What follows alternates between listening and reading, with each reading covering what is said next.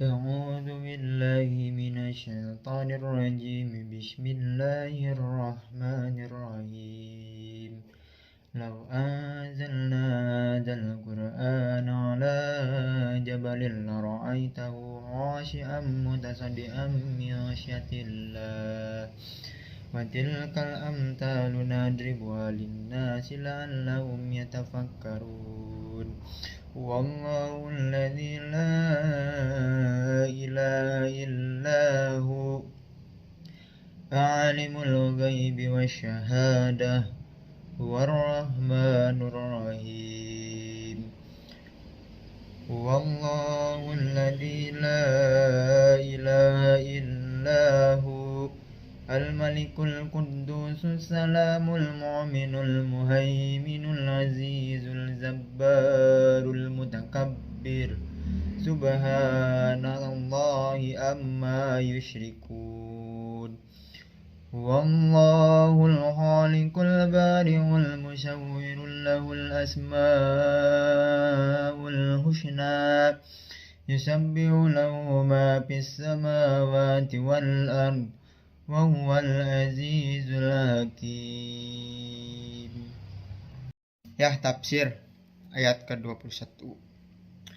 Nah, di ayat ke-21 ini diterangkan, dalam ayat ini diterangkan bahwa seandainya gunung-gunung itu diberi akal, pikiran, dan juga perasaan yang telah dianugerahkan kepada manusia, kemudian diturunkan Al-Quran kepadanya, tentulah gunung-gunung itu tunduk kepada Allah Subhanahu wa Ta'ala.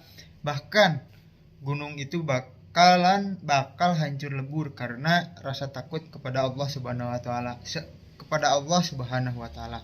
Nah, akan tetapi Al-Quran itu bukan untuk gunung, melainkan Al-Quran itu diturunkan untuk manusia.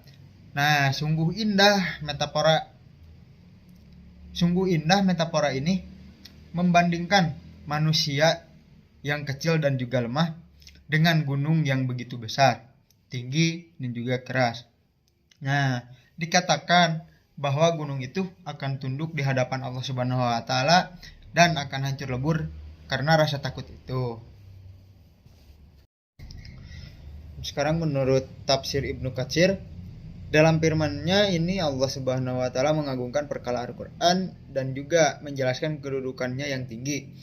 Nah, karena itu sesungguhnya seluruh hati manusia tunduk kepadanya dan tidak terpecah belah mendengarkannya, karena di dalamnya terdapat janji yang benar dan ancaman yang keras.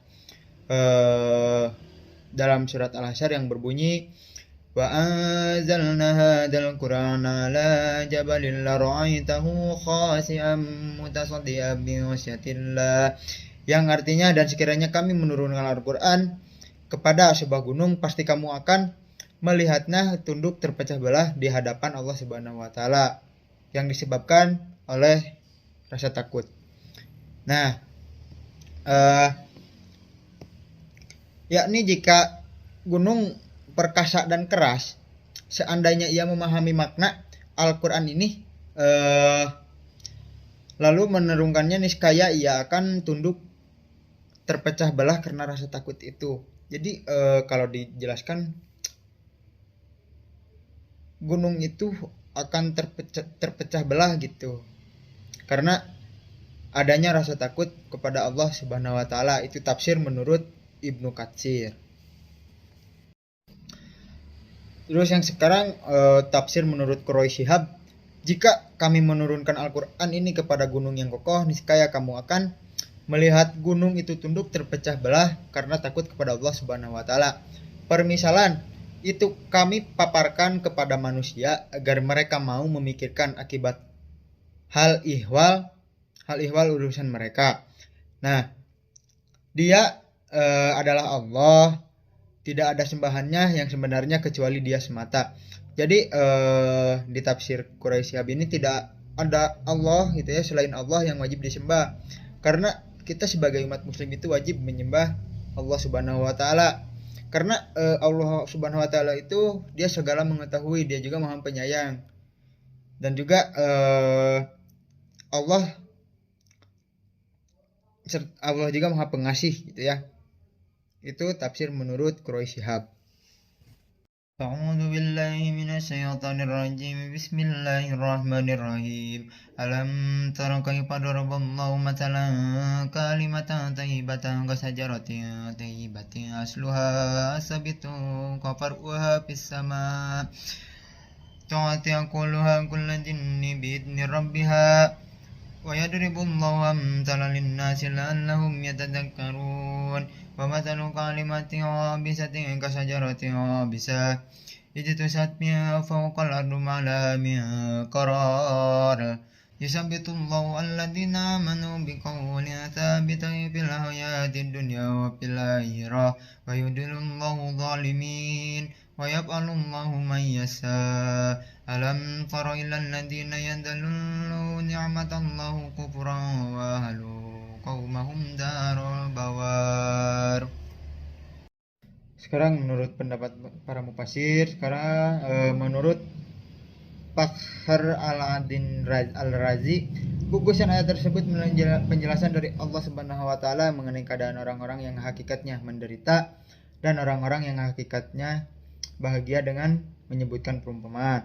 Jadi di surat Ibrahim ayat 24 ini menjelaskan dari Allah Subhanahu wa taala mengenai keadaan seseorang gitu ya, mengenai keadaan-keadaannya. Seperti yang pada hakikatnya ada orang yang menderita, ada yang orang juga tidak menderita gitu, atau bisa disebut juga orang yang bahagia gitu, senang ataupun apalah itu sebutan bahagia gitu. Itu menurut tafsir Fakhr Al-Din Ar-Razi.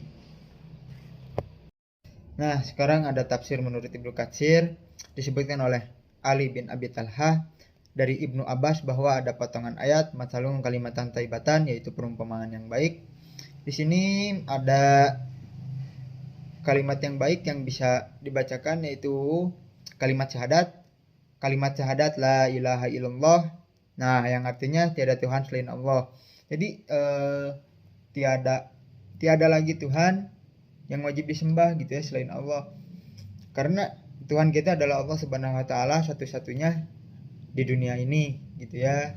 Jadi tidak boleh menyembah Tuhan lain. Jangan anggap Tuhan kita banyak, karena Tuhan kita ada satu di dunia ini dan tidak ada lagi dan tidak akan ada tumbuh lagi gitu Tuhan.